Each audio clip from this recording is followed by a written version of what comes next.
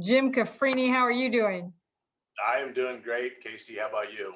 I'm doing great. I think before we got started, we were talking about how long we've known each other, or last time we saw each other, it's been about 10 years. Is that about right? Yeah, it's with how these mortgage years fly, it's probably been 10 years, something like that. Good. 2011, 2012, something like that. Yeah. Who would have thunketh that we would reconnect after something we've all just gone through that is unprecedented? So tell me, over the past year, going through the pandemic, sort of give me a snapshot of what life was like for you and your team. Gosh, it was uncertain as it was for everybody. It was uncertain, it was scary.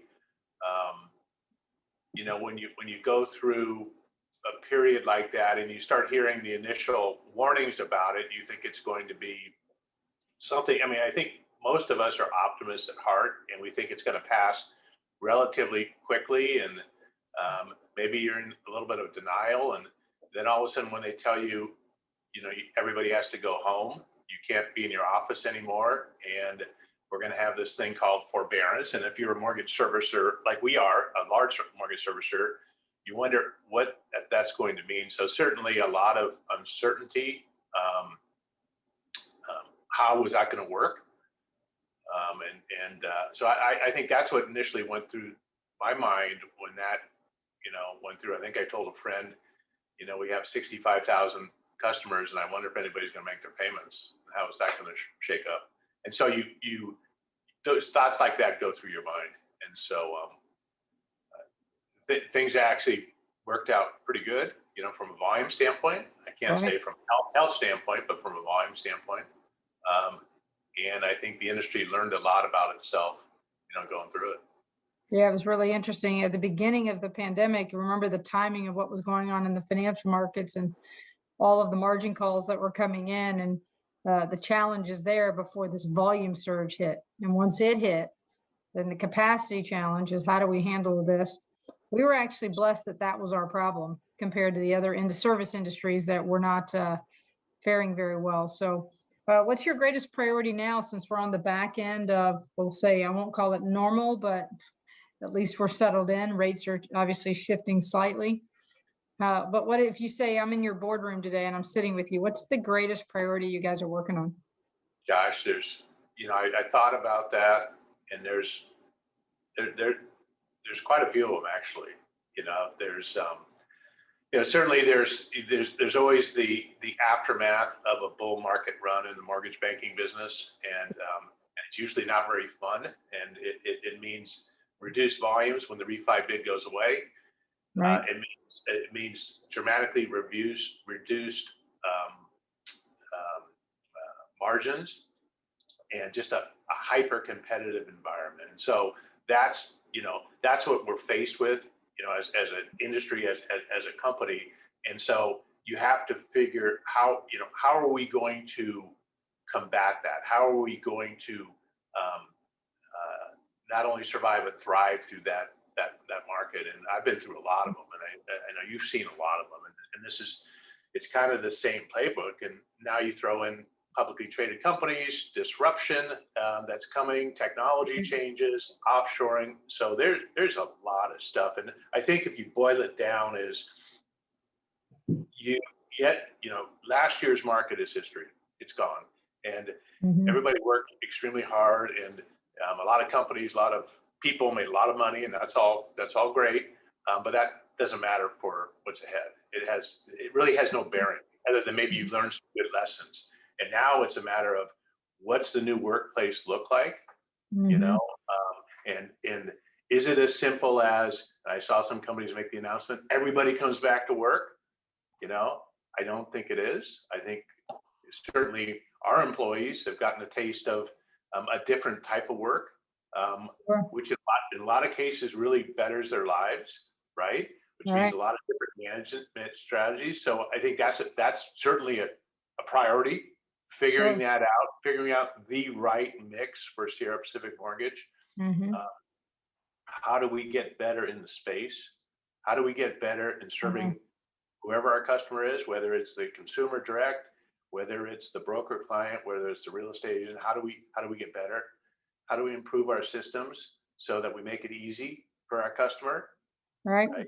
Make it, because Americans, what do they want? They don't want much. They want a really easy, simple process at the best price possible, right? Prior to the pandemic, what percentage of corporate was actually working in corporate? Oh Did you have a gosh, lot of remote? 90 something% of corporate was in corporate. We had, we have corporate, I'm sitting in Folsom, California right now. And, we probably, I think I counted, we had 160 people in. And today, I don't know what we have. We think we have a little more today, but maybe it's 15 or 20. So that's Wow. a year plus. And it was weird. And I'm a 38-year veteran of this industry, and I'm used to, come to work with your, suit and tie and your lunch pail, and that's that. And so it's a big change. It's a big change. But there's some good part. I mean, I'm wearing a polo shirt today, which is, I see you are too, which is great. Sure. I love it. So Sure. so there's some definitely some positive changes, but it's different, and I think it's one you have to embrace the change. For the betterment, hopefully, betterment of Right. your customer, Right. betterment of your internal customers, so. Right. Yeah. So we've given the option to our corporate employees to choose the flexibility and how often they want to come in. It is different for me because I'm sort of old school, right? I always wanted everybody in the office because I believe culture is created in relationships. When you think now your culture being impacted, you had 160, there's only about 15 on a daily basis. I don't know. How do you feel about your culture? And is there anything you're doing to intentionally that's different to make sure you maintain it?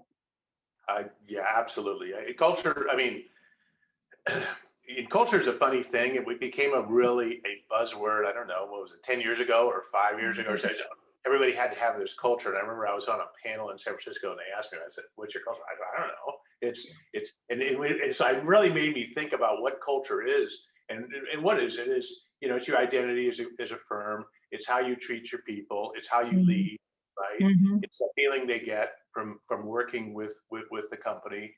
It's feeling good about where they work. Sure. So it's all of that. And so certainly, we've been around for a long time, since 1986, and we have a lot of long-term employees. So we had a little bit of an advantage when everybody went home, or we brought on new people. But we had such a strong sense of identity in who we were, and these personal relationships already built, right? And so Mhm. that, I think that helped a lot.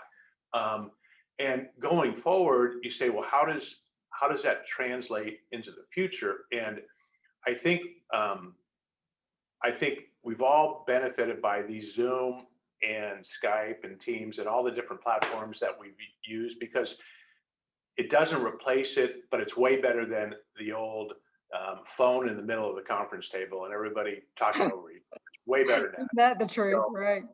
but you have to integrate in some personal into that too. And so, Mhm. and this is just obviously a guess on my part, is what I think it means is, when we do conference calls now, I make everybody be on I would say make, but I strongly suggest everybody have their cameras on, because I want to see faces. I want to see Right. reactions. I want to see the people. So it's way better, like I said, than just the box in the, in the, on the center of the table. But then it also means that you have to, um, you have to make sure people are having personal contact. So people, I mean, that might mean if you have a team that, and they're all located in the central area, where you are, that you're getting together at least once a month. And if you have people that are outside, maybe that's once a quarter. And I think from executives and such, we traveled for the first time, which actually great. We went to the Midwest and went to the down south to a couple of our larger, centers, and it was great seeing everybody. So you still have to get out. You got to touch people for sure. Yeah, when we finally went back to corporate and a few people were arriving, it was felt long overdue. I think the intentionality of making sure you do get back together on a regular basis, because you might not have it scheduled into the corporate offices and or locations that they're centered.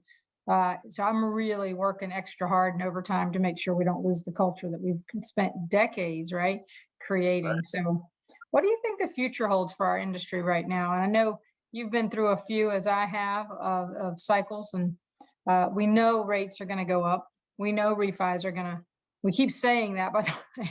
I've been saying that now 20 years. It goes away, comes back, and I'm like, oh my gosh, we're going to start paying people to get mortgages. But uh, what are your thoughts about the future? Let's say the I, next you know, 3 I, years. I've always been, paranoid of what comes next, paranoid and excited about what comes next in the Sure. future.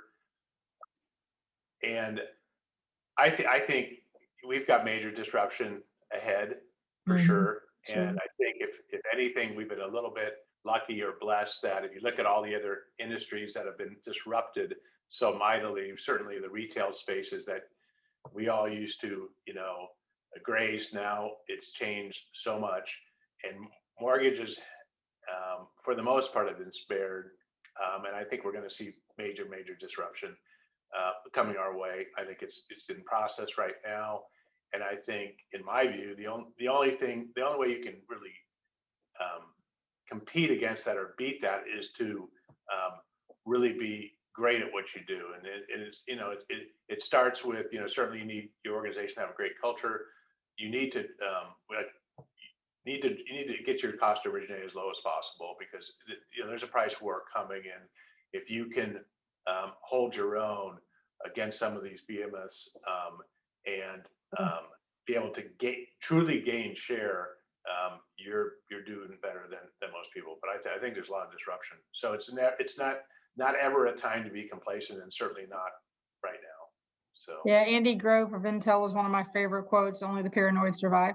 So I heard your paranoia, and as I have it, and virtually every executive that I've spoken to has it, which is a healthy thing to stay in front of the game. And we're quite frankly, we're measured, our leadership is measured on how well we handle conflict and disruption and how we adjust and adapt. Uh, I'd love to ask your opinion. Last year was an amazing year for newbies coming into our industry, both new processors and new salespeople. And I'm sort of a barometer of that, since obviously we train them and we look at enrollment numbers year over year. And we had record years last year. And we're watching right now to see if the enrollment's dropping, and it is not yet, as far as new LOs, new processors. Do you guys have a strategy today to bring in new talent into the company? Well, I'd like to say that we'd have a strategy for recruiting all the millennials out there, but Sure.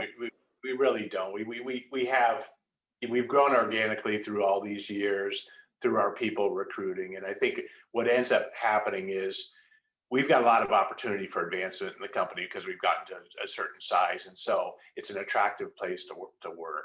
So, and I've gone through my career where we actually have recruited. I personally recruited a lot of different college campuses, and have had some really good successes with that, and also had some, um, had some individuals that maybe that was the first job out of college to get mom and dad off your back to get a job out of college until they got something else. So I was never convinced that was totally the way to go. But certainly, it's one that we have to probably strategize more so in regards to how do you bring the new people in, how do you get them engaged in the business. Sure. It's a great business, as we all know that have been in it for a long time. There's All great right. opportunities, right? Well, So I've always said there's never a bad time to hire a good salesperson, regardless of what the market conditions are. They always figure it out if they're really good. right. What do you look for in your most, let's say, the top three qualities of your leaders when you're hiring and promoting someone into a leadership role? Well, I think at the very top of the list they have to be a good person, right? They have to be, they've got to be a good person. They've got to be moral. They have to, I mean, it starts there. If you Mhm. have someone that has all the other qualities and they're not that, people figure it out real quick. And you don't want someone like that in your organization. So you have to have a good person, and they have to be able to relate to people. Mm, You have to, if you sit down with someone, you can just tell when you walk in a room and there's someone who doesn't relate to people as well. It's difficult. If you're going to be a leader, and you're going to be a leader with people, and you're going to, hopefully, um, um, I don't want to say motivate them, but you're going to help them be their best. you need someone that people trust. They just have to trust you. So I think that's a key component right there. You have to have a strong work ethic. You just do. I mean, there's no replacement for hard work. And Yeah. I see a lot of that. Work's not the most important thing. And I never, when you're raising a family and you have little kids at home and stuff, and that's your responsibility, then All right. it's pretty darn important. And certainly it's not more important than your family, or your faith, but it is darn important, right? And so Absolutely.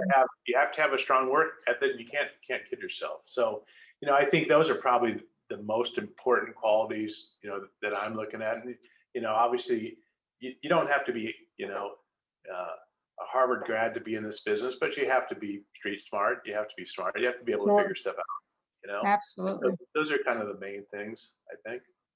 I would love to ask, we'll end with this question because there's a lot of salespeople that have not ever been through a disruptive time in our industry, and they may be experiencing it.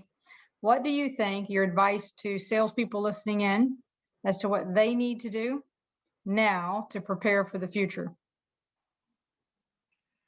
Yeah, and that's one that I used to be a loan officer a long time ago. That's how I started the business, and I did loans for a long time, and so I'm pretty familiar with that. And that is, you have to build your base of business. You have to build your relationships, and you have to get over the transactional basis of it, and really work on the relationships. And really the only way to do that is systems, hard work, having a good plan, writing down your plan, having a game plan on it, and working it diligently. And I think, some people say, well, gosh, how do I start doing that? Well, you start by, talking to people that have already been there, that have been successful. Great advice. I'm always looking at, I study, our competitors relentlessly, always, because I look at them and go, okay, these guys are going to have some good ideas. There's a lot of smart people out there, and there's nothing Sure. against me borrowing some of their great ideas, And so I think you do the same thing if you're an LO or an account executive. So you look at, why is this person successful? How did they build their business? And studying them, and then adapting a plan that works for your personality. How does that work, for you? Sure. And then over time, you'll have your own system, and someone will be talking to you. So I tell you, what great advice, and it's often overlooked. People constantly are looking for the magic bullet, and I'm like, go shadow or speak to someone who's much more successful than you, because their words of wisdom could literally shift your entire priorities, because they've already made all the mistakes. They figured it out. You do not have to recreate the wheel. So I appreciate your words of wisdom on sharing with everyone. And it's just a blessing catching up with you. It's great to see you guys had a great year and you made it to today. And no doubt you guys will continue to flourish into the future. And I'll maybe reach out to you when the next disruption occurs and ask you, how did you adjust? all righty. Well, thanks, Casey. I appreciate the time. Thank you, Jim. It was great catching up. And take care. All righty.